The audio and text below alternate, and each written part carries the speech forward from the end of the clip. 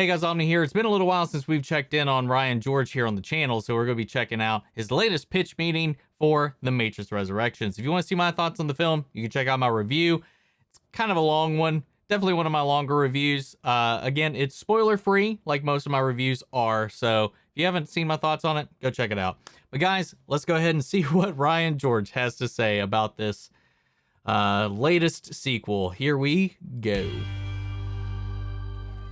So, you have a fourth Matrix movie for me? Yes, sir, I do. And I have to say, it was tough to crack this one because of how the trilogy, ended and the story was complete and all done. Right. The story was over. It was done with. But you figured out how to bring it back. I did, sir. I kinda did. Amazing. So let's hear it. Right, so we're gonna meet an older Neo, right? And he's a famous video game developer who made a super popular trilogy called The Matrix. Oh. And the trilogy is done, the story's complete, but the decision makers are forcing him to make a fourth one. Right. And he doesn't want to do it, but his boss is like, Warner Bros. Are going to make this fourth one with or without us.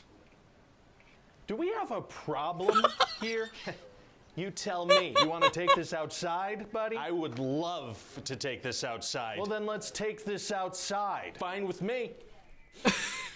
Oh my God. Yeah, fresh air, right? Makes a huge difference in my mood. Gets stuffy in there sometimes. It does, yeah. Well, we should get back, though. So yeah, I figure we could spend a good chunk of the movie making fun of unnecessary sequels, just being very self-aware about the cash grabbiness of it all. Okay, but just to be sure so I can tell the shareholders, we're still gonna do that, right? We are, yeah, but by being self-aware about the cash grab, we make the cash grab clever. Oh, I love it. Take a big meta crap all over me. I can take it. Meta craps are tight. All right, so anyway, Neo has no choice but to make this fourth Matrix game, but he also feels like he's losing his mind a little bit. Oh, he does? Yeah, he's not sure what's real or not, and his therapist is making him take these blue pills. Oh, that's part of the IP. It is, yeah. So we're gonna spend a bunch of the movie just pretty much remaking the first Matrix movie, but slightly different. What do you mean? Well, we're gonna kind of discover what the Matrix is. The audience already knows what the Matrix is. They do, yeah. So we're gonna show them again, and also just play a bunch of clips from the first movie. Sure, why not? We do own those. Oh, we're gonna have Morpheus in the movie, except it's not him, except it is, and he's played by a different actor. Oh, and what's he gonna do? He's gonna be in the movie. Amazing. Oh, and we're gonna have Agent Smith in the movie, except it's not him, except it is, and is played by a different actor. Oh, and what's he gonna do? Also in the movie, sir. I love it. And so eventually this team of real-world characters are gonna discover Neo in the Matrix, so they arrange this big rescue operation to get him out of the Matrix,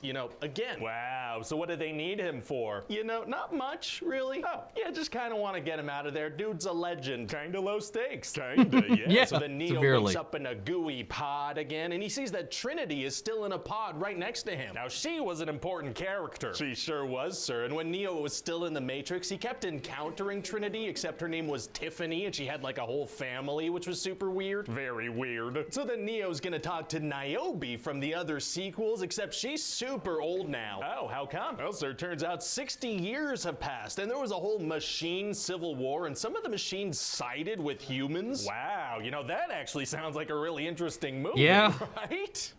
Anyway, so back to this one. Sure. So Neo's gonna meet Sati, who was a little girl that he spoke to in the third movie. All right. And she explains that somehow he and Trinity were resurrected. So Neo's like, oh, I gotta go save Trinity. She's still in the Matrix. Oh, yeah? Yeah, because see, if he doesn't get her out of the Matrix, she might take her fake Matrix kids to soccer practice or something. That does sound awful. So Neo and that team of characters head back into the Matrix, and they encounter a bunch of exiled programs they have to fight. Oh boy, yeah, it's gonna be amazing. And obviously we'll get Keanu to do a bunch of incredible hand-to-hand combat.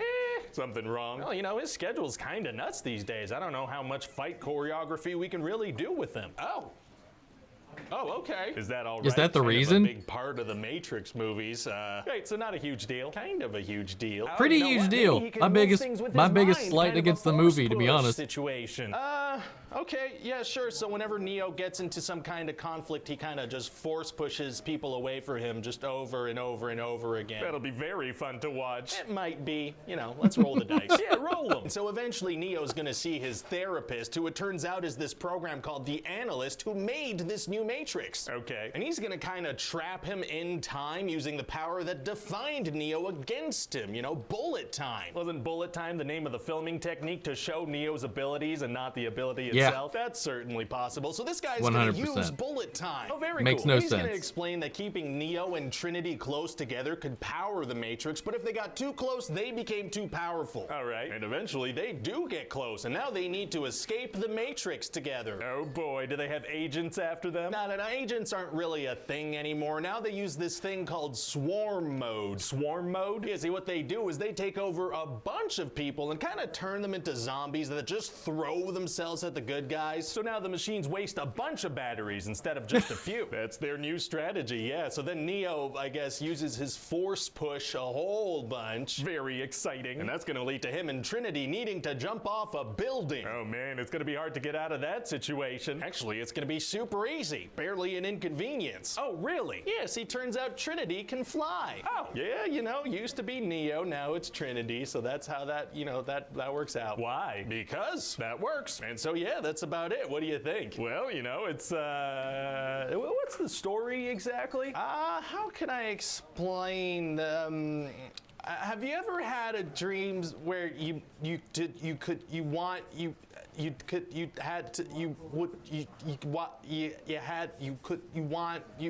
want them to do you so much you can do anything? Yes, of course. So pretty much that. Okay, got it. Well, I mean, sounds good. You know, it's a Matrix movie, so it's gonna kill at the box office. You know it.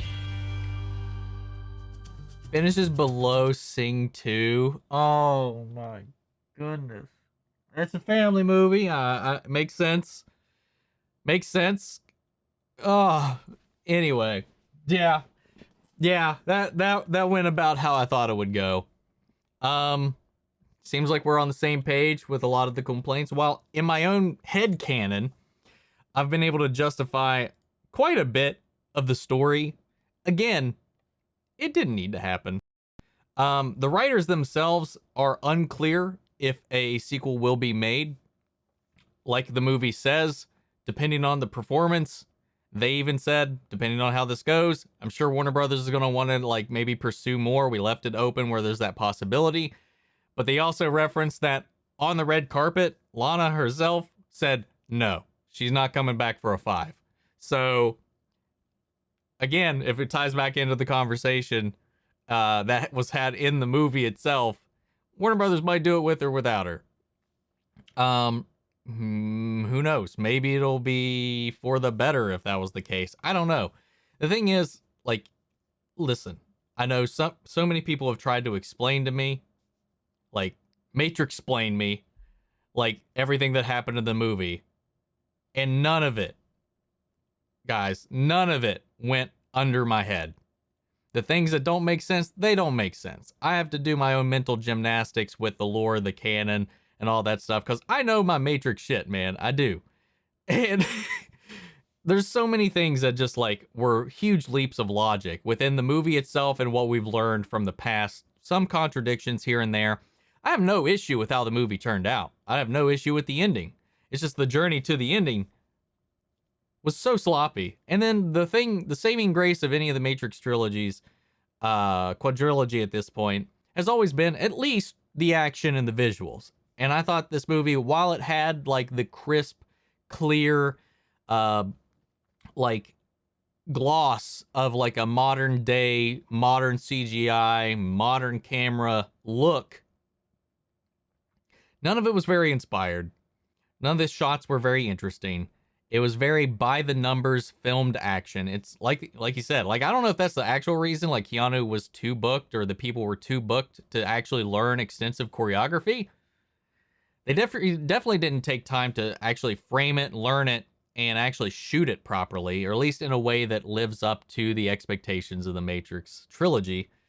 Because that was one of the things. It was always wide shots, beautifully stylized from the camera angles to the way they filmed the action itself was very much inspired. Yeah, they created a lot of that technology, But a lot of that, some people had said like, well, there's no innovation here. The thing is, the innovation's been done.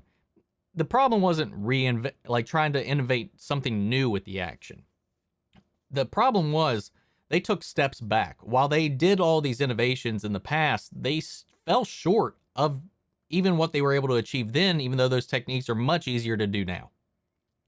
And it ended up feeling like one of these choppy, like Iron Fist / Black Widow, choppy, barely able to be seen fight scenes.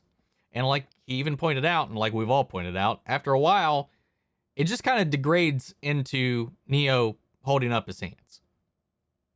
And if you guys have been around the channel a while, you know how I feel about people who fight by using just their hands. Like there's a way to do it. There's a Richard E. Grant way to really nail it and make it look right, make it look good on screen, and it's not done here. It's just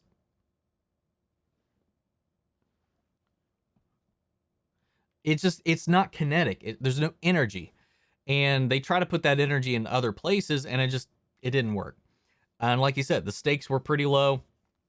Nobody died. It seemed like nobody was even in. I mean, there was some moments where I definitely thought maybe some of the side characters might go down, but they didn't.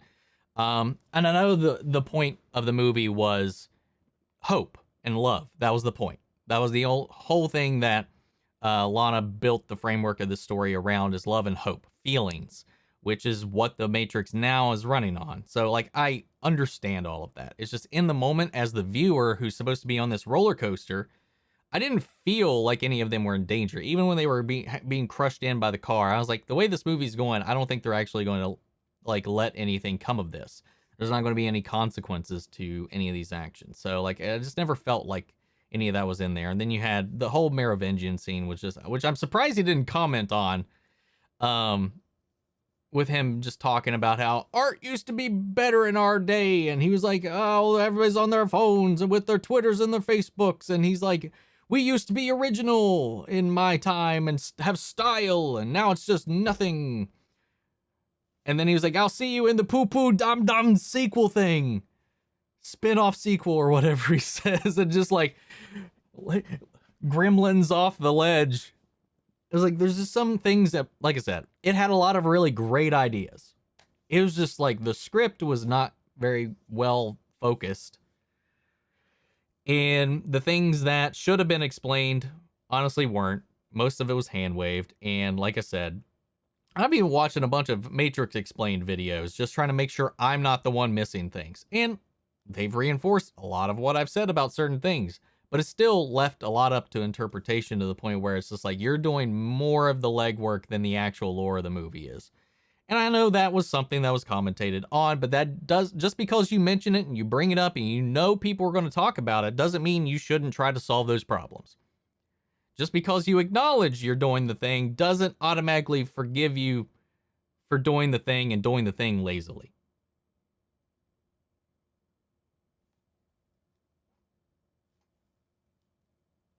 That being said, I know it sounds like I don't like this movie. Well, I like I've said, I'm meh about the movie. It now exists. It's part of the Matrix canon. It is basically a glorified epilogue.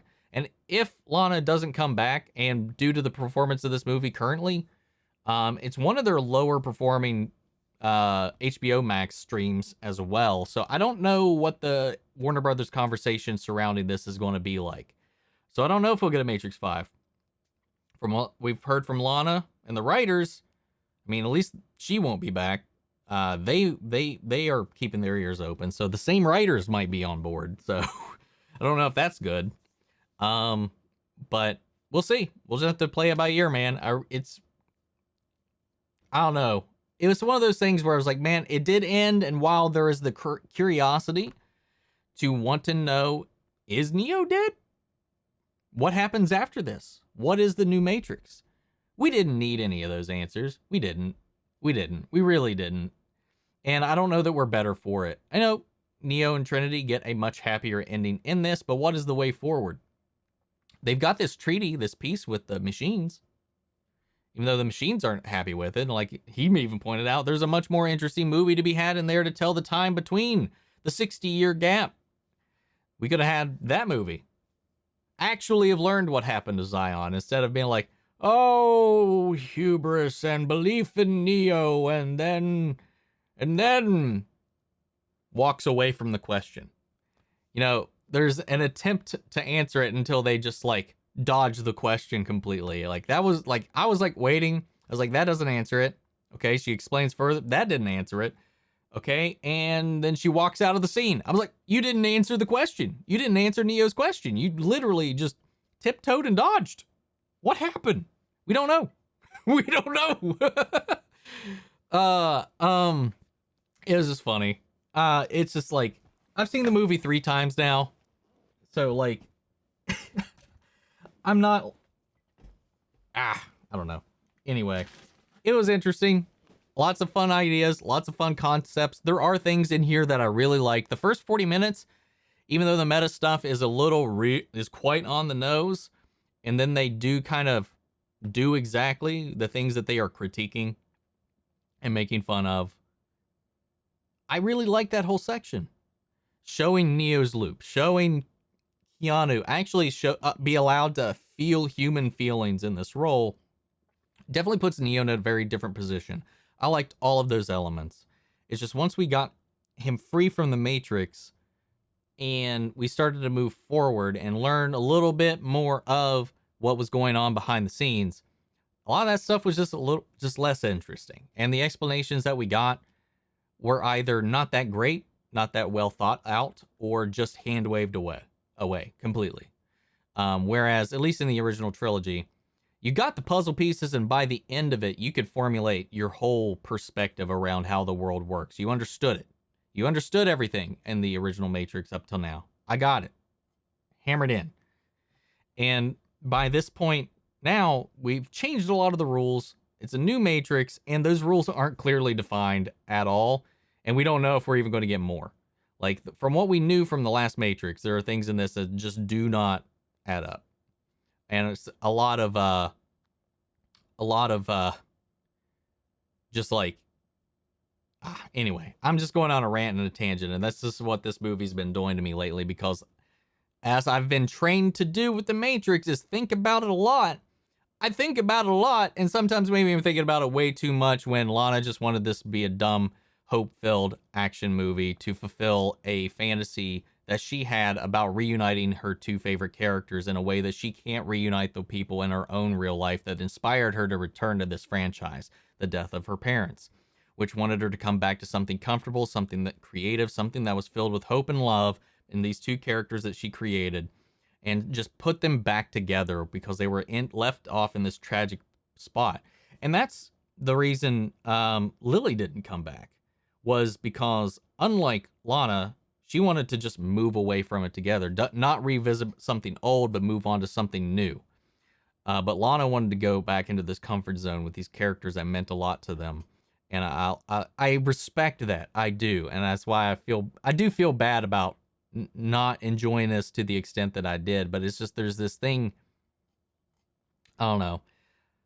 It just makes me feel bad for not loving it. Like I said, I don't hate the movie. I don't dislike the movie. For a Matrix movie, it is very much below the bar. So yeah. Anyway, guys, that turned into a tangent. Apologize. But anyway, what did you think? What did you think of Ryan George's breakdown of the film? Sound out the comments. Let me know your thoughts down below. We'll carry on the conversation after the video. Feel free to join our Discord. We can talk about it there as well. Links to that on my socials down below. And before we go, I want to shout out our channel legends: Mandy, Cher, Ryan, Karen, Jason Coleman, Philly Vane, Yori Korskov, Margaret Grace, Mary Bradley, Jeffrey Hale, Various Abominations, and Nate Paltry. Thank you guys so much for your support, and I'll see you guys in the next video. Take care, everybody.